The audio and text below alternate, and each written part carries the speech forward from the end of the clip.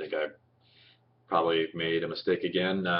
Hopefully none of my math teachers are watching, because every single one of my math problems have been a mistake. Even this one's not written correctly. I found out later the expression is not right. I probably should have wrote it as a set or something like that.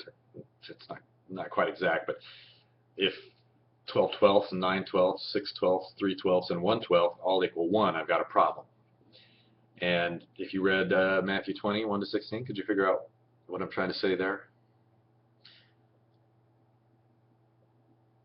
It certainly caused some people to get angry, to get in God's face. And this case, the vineyard owner was the one who was the actor.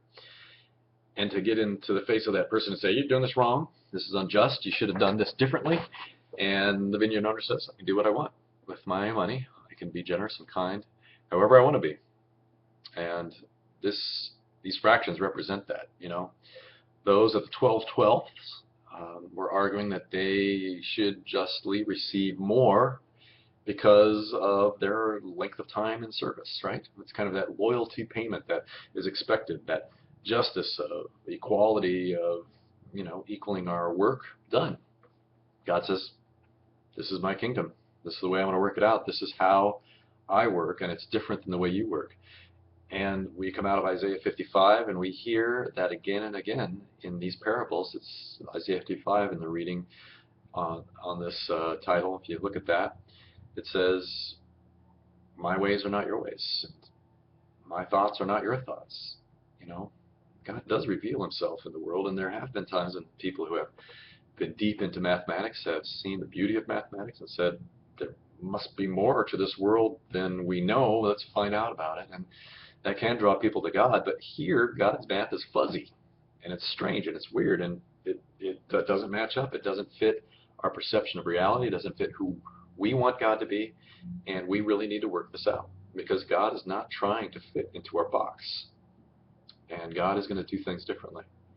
Now, people have equated these fractions to God giving salvation to everyone, even the person who arrives at faith in Jesus Christ, says, I believe that what you did for me on the cross, that you did it for me and for my sake, and I want that forgiveness.